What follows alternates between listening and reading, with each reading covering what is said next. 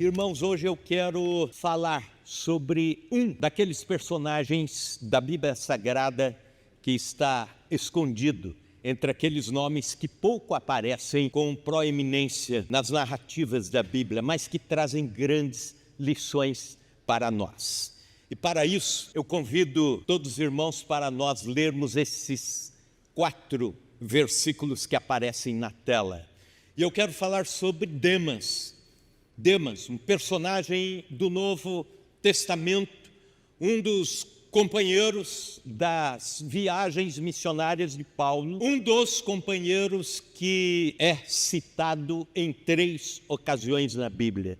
E é sobre ele que eu quero falar acerca desse tema, Demas, advertências para não desviar-se da vocação. Vamos repetir juntos o primeiro versículo, Filemão, versículos 23 e 24. Portanto, um capítulo só tem este livro de Filemão, 2 versículos, o 23 e o 24. Vamos juntos falar. Saúdam-te, Epáfras, prisioneiro comigo em Cristo Jesus. Marcos, Aristarco, Demas e Lucas, meus cooperadores. Agora, Colossenses 4,14. Vamos lá?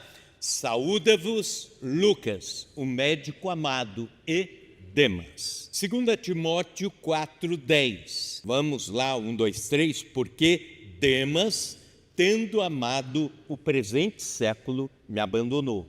E se foi para Tessalônica, Crescente para a Galácia, Tito para a Dalmácia. Queridos irmãos, uma pesquisa do ano de 2018 apresentou o seguinte quadro sobre cristãos afastados ou desviados da sua fé. Há hoje, apenas no Brasil, entre 30 a 40 milhões de pessoas que um dia já frequentaram igrejas evangélicas e hoje estão fora dos caminhos de Deus.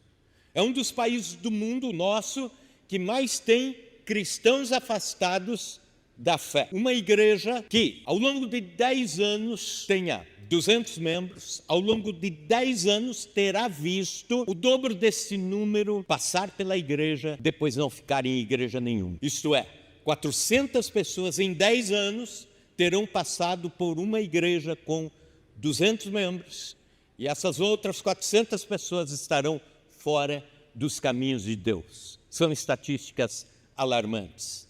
A percentagem de desviados da fé que retorna a uma igreja depois de ter estado um tempo grande afastado é apenas de 10%. Significa que 90% de todos os desviados da fé levarão esse estilo de vida de afastamento até o final da sua vida.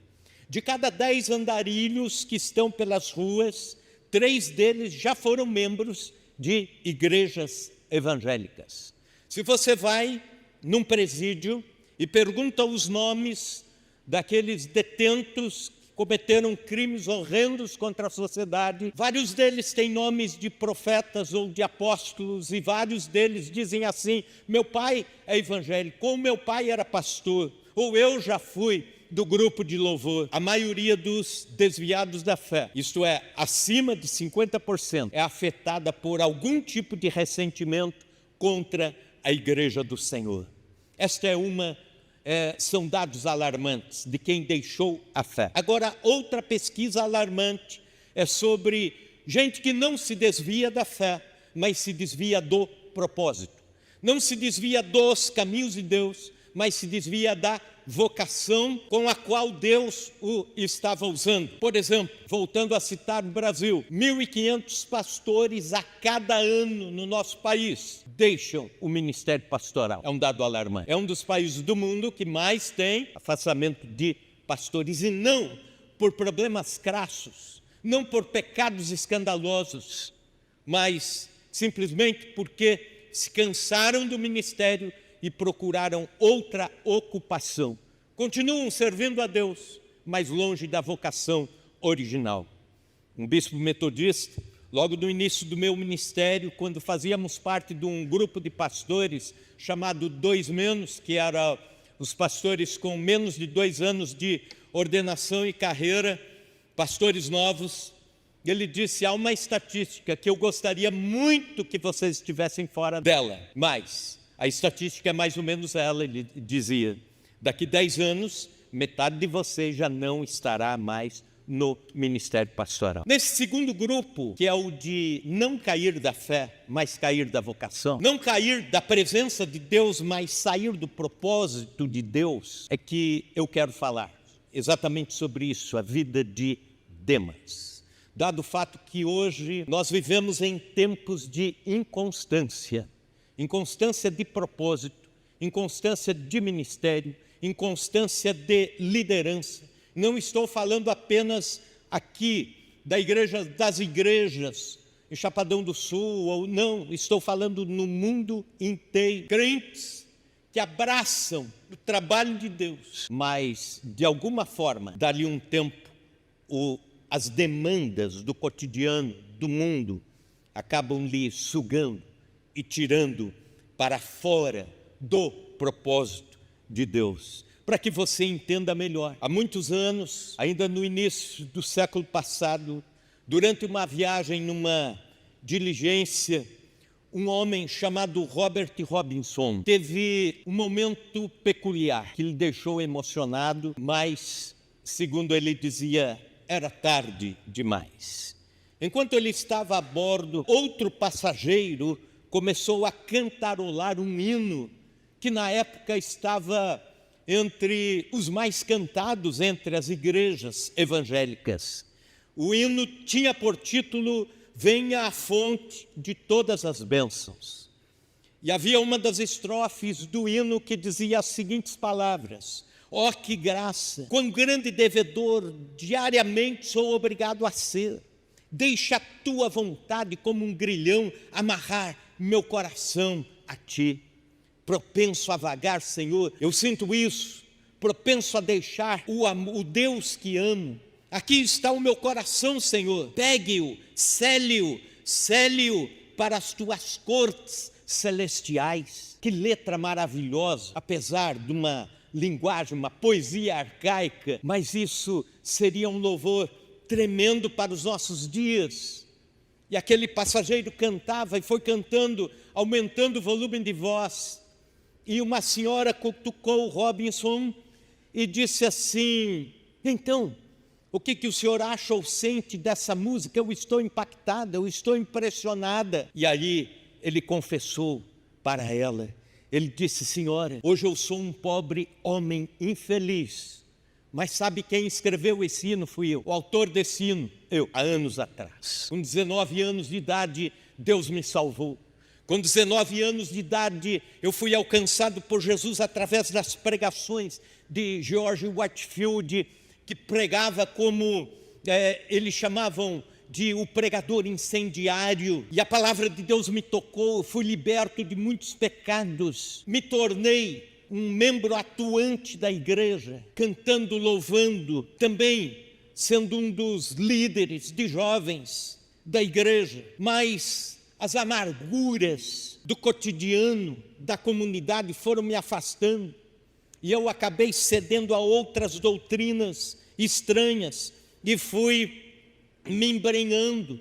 Saí da igreja, me filiei a outra, saí da outra, fui para outra. E ele disse: no final de tudo eu já estava filiado aos unitaristas. Seria mais ou menos como uma versão dos unicistas ou das testemunhas de Jeová que negam a divindade de Cristo. E Robinson disse àquela senhora: eu não cometi pecados escandalosos, mas fui saindo do propósito de Deus. Não me desviei da fé, mas desviei-me do propósito de Deus para a minha vida.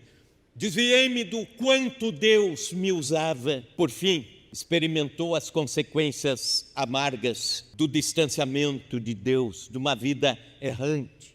E ele dizia: tenho uma alma infeliz, perturbada e rebelde.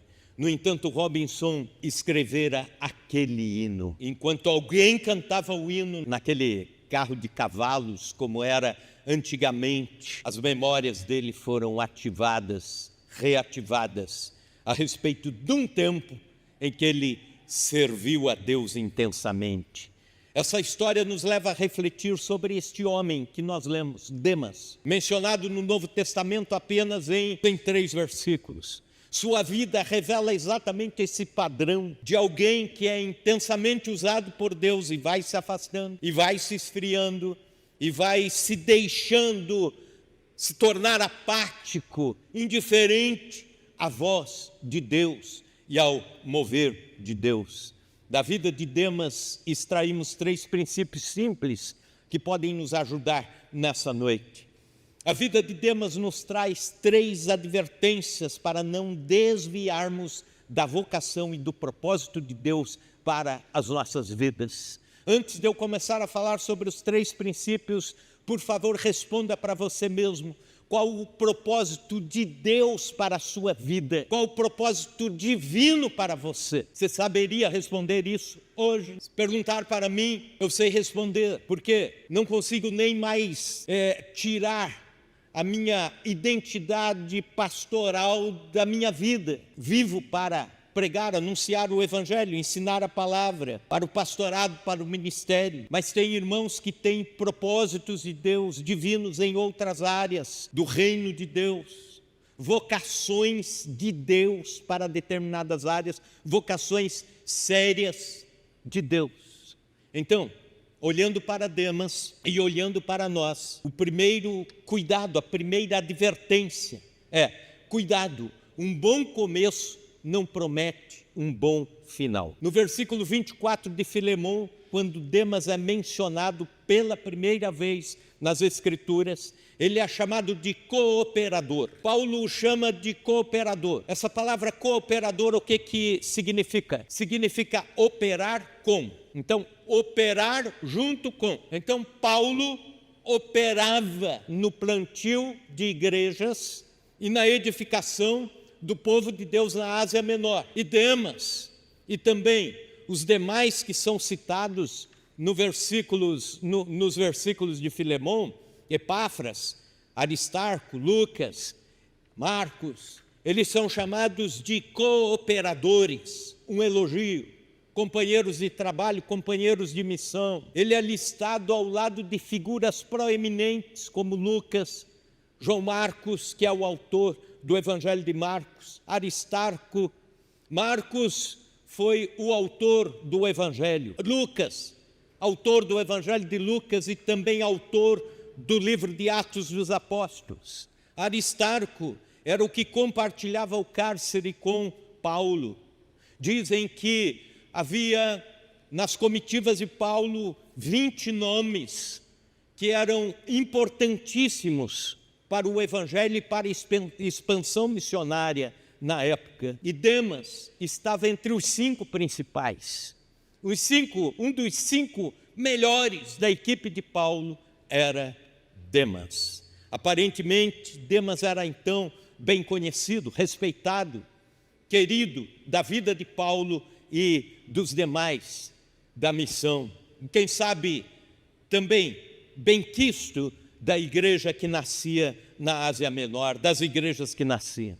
No entanto, na última citação a respeito de Demas, Paulo agora já está na sua última prisão, já se preparando para o martírio, está escrevendo a última carta, escrevendo a última epístola, 2 Timóteo, capítulo 4, versículo 10, ele revela que Demas o abandonou, pois amava mais o mundo presente século. A palavra grega para século é aion, que quer dizer mais ou menos isso: a geração atual com os seus valores, a áurea que paira sobre o mundo naquele dado momento, ou então um período particular da história mundial com suas características. Cada época tem características diferentes.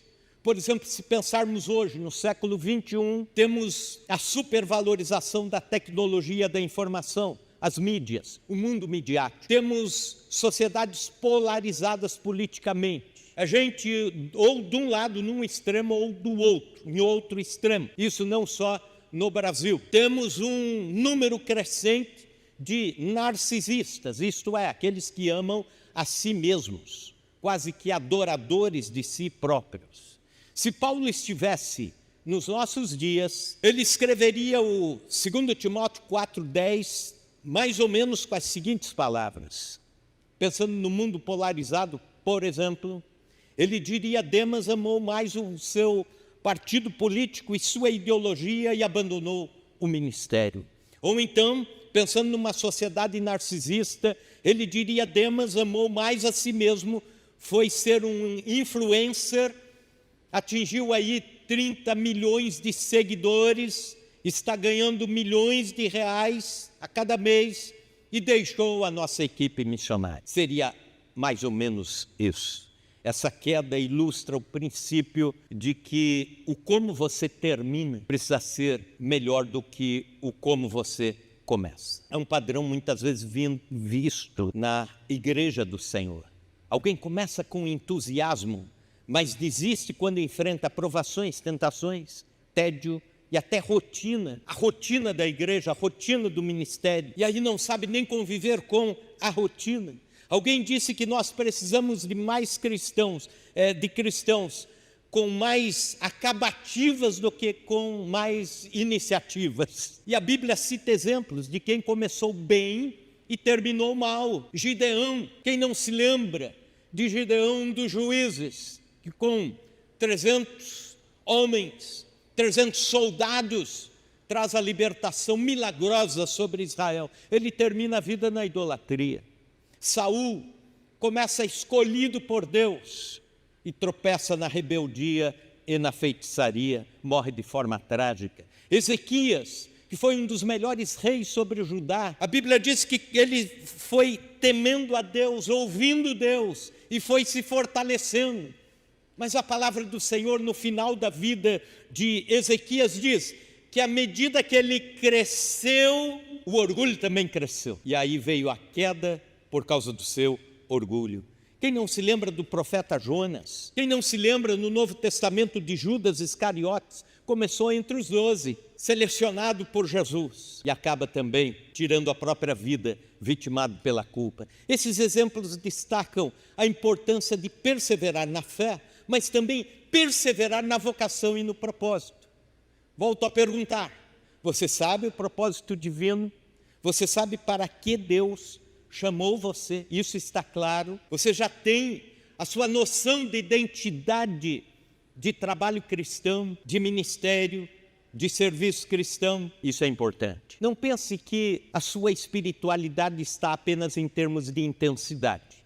Eu me preocupo quando pessoas pensam isso, de que a espiritualidade é intensidade. Eu diria o seguinte: nos dias de hoje, mais vale uma espiritualidade com constância, em termos de constância. Quando falo de constância, lembro de tantas pessoas que deixaram uma história para nós. Lembro-me, por exemplo, do pai do Abel, um crente constante.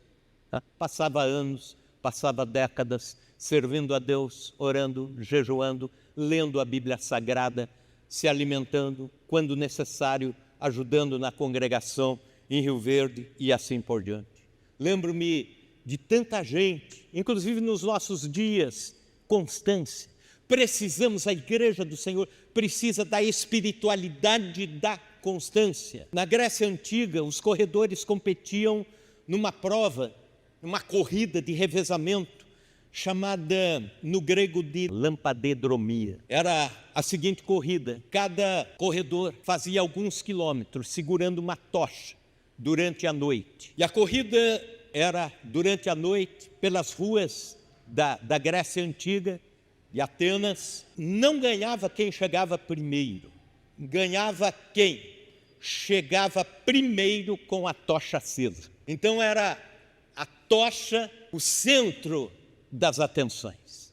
Cada corredor pegava a tocha no revezamento, corria o seu trecho com extremo cuidado, às vezes mais devagar, às vezes protegendo contra o vento, às vezes cuidando da tocha para que não apagasse, para que chegasse ao fim da corrida com a tocha acesa. Muitos terminam a corrida do Evangelho, da vida com Deus. Eu diria, terminam a corrida, salvos até, mas com a tocha apagada. Por isso, a Bíblia nos adverte, Eclesiastes 7:8, melhor é o fim das coisas do que o princípio delas. Melhor é o fim das coisas do que o princípio delas. Segunda advertência, cuidado. A inclinação descendente é gradual e sutil. Primeiro, quando conhecemos Demas, ele estava ao lado de Paulo, sendo elogiado pelo seu serviço. Um dos cooperadores. Aí, no entanto, ao ser mencionado no segundo texto, aparece apenas e Demas. Faz menção a Lucas e diz Demas. Nenhum elogio. E quando é citado pela terceira vez, já um lamento de Paulo, dizendo Demas, tendo amado o presente século, me abandonou e se foi para Tessalônica. A última citação faz menção ao abandono de propósito, ao abandono de vocação. Essa transformação no coração de Demas foi provavelmente um processo gradual. Não foi do dia para a noite. É improvável que ele tenha decidido, de repente, acordando num dia, dizer assim, hoje eu deixo tudo, chuto o balde e vou cuidar da minha vida e vou me resolver em outra área profissional, social e vou para Tessalônica, minha cidade. Eu creio que foi algo sutil, talvez permitindo-se pequenas concessões aqui e ali. Foi algo gradual, quem sabe negligenciando prioridades, trocando valores. E dá-se a entender que ele não aplicou a verdade bíblica de Paulo em Gálatas 5:9, um pouco de fermento leveda toda a massa. Isso é válido para Demas, é válido para nós hoje. O pecado não se desenvolve instantaneamente. E aí a gente pergunta o que é pecado. A gente sempre acostuma com a ideia do pecado uma grande desobediência, algo que venha a gerar um mal-estar, um escândalo, uma rebeldia e tudo mais, o que não deixa de ser também. Mas a palavra pecado no seu original é errar o alvo, inclusive errar o alvo específico de ministério, vocação, propósito. Se Deus te chama para algo, aquilo é o teu alvo. E aí você vai um pouquinho para cá, mas está errando o alvo. Tiro não sai para o alvo, vai errar, mas cheguei perto, mas não chegou no alvo. Quando se diz respeito a ministério, trabalho, vocação divina, propósito divino para a nossa vida, também existe o errar o alvo ou o acertar o alvo. E o Demas tinha por alvo a equipe ministerial. Paulo deixa claro isso. Ele tinha por alvo a comitiva de evangelismo, de plantação de igrejas, de missões, comitiva missionária. Mas ele deixou o alvo, foi cuidar de outras tantas coisas. Não há uma palavra sobre Demas dizendo que ele caiu da fé. Inclusive o João Calvino, quando comenta esse texto, diz o seguinte, eu não creio que aqui está se falando de alguém que tenha declinado da sua fé a ponto de se afastar totalmente de Deus. Mas é o abandono do alvo de Deus, o abandono do propósito de Deus. Demas pode ter se frustrado ao tentar fazer a obra do Senhor com as próprias forças. E quando tentamos, nós nos frustramos. Demas pode ter se amargurado com a igreja da época. Demas pode ter se abatido com as perseguições do Império Romano contra a igreja. E quando olhamos para Demas, nos vem essa advertência, cuidado. A inclinação descendente é gradual e sutil. Terceira e última advertência, cuidado. A direção sempre determina o destino. O último vislumbre de Demas no Novo Testamento revela sua escolha de voltar ao mundo, voltar a atividades que, quem sabe, não eram contrárias à palavra de Deus. Ou algum tempo atrás, algumas décadas atrás, um pregador que gostava muito de ler os materiais publicados em português, traduzidos para o português, David Wilkerson. Alguns aqui já o conhecem, o autor do livro A Cruz e o Punhal. David Wilkerson foi referência para uma geração inteira de jovens na década de 50, 60 e até 70. Eram uma das vozes mais fortes no evangelismo mundial. E ele pregou um determinado sermão, cujo título era Coisas Boas que Levarão Pessoas para o Inferno. Eu fiquei pensando, que título maluco, Coisas Boas que Levarão Pessoas para o Inferno. E aí ele faz menção ao Evangelho de Lucas, quando diz: nos dias finais será como no tempo de Noé. Casavam, davam-se em casamento, trabalhavam, compravam, vendiam, construíam, até que Noé entrou na arca e veio o dilúvio e os consumiu. Aí você fica pensando, casar é uma coisa errada? Não, uma coisa boa. Né? O que mais? Construir uma coisa errada? Não, coisa boa. Trabalhar, negociar, coisa boa, excelente, a Bíblia manda fazer isso. Então qual que é o problema com isso? É você tirar o propósito de lá e colocar todo o propósito em coisas boas, mas que podem tirá-lo da presença de Deus. Cuidado, a direção sempre determina o sentido. Se a gente recorrer a essa analogia, pegar a estrada querendo ir para Florianópolis, nas férias, ir para as praias, dizer agora vamos para Florianópolis, mas pega a estrada para Cuiabá, você nunca vai chegar a Florianópolis, porque pegou a direção errada. E não adianta reclamar com Deus isso, não adianta dizer que Deus é o culpado na vida espiritual. Escolhas determinam quais serão os nossos destinos, e Demas fez a escolha dele, e isso determinou o seu destino ministerial, abandonou aquilo que Deus tinha de precioso para a sua vida. A história de Demas ilustra vividamente esse princípio. Ele teve escolhas a fazer e as fez com o coração. As escolhas do coração o colocam em outra direção. A direção apontou para outro destino, o oposto do propósito de Deus. Nossas escolhas hoje moldam o nosso futuro espiritual amanhã. Escolha com sabedoria. Demas, o homem que amou o presente século e terminou longe do propósito divino para si. Um homem que tentou governar a si mesmo, serve como aviso para todos nós. Nós não sabemos se Demas acertou isso com Deus depois, ou se ele ficou assim para o resto da vida. Mas eu e você temos tempo de acertar isso. Temos oportunidades, temos a graça de Deus, temos tempo para novos posicionamentos. Alguns precisam se reposicionar, alguns precisam fazer a meia volta e retomar a vocação, o propósito urgentemente. Outros precisam sinalizar melhor esse caminho, dizendo: eu tenho que cuidar, eu estou na linha de perigo. E Deus nos avisa nesta noite, 3 advertências. Cuidado, um bom começo não promete um bom final. Cuidado, a inclinação descendente é gradual e sutil. Cuidado, a direção sempre determina o destino.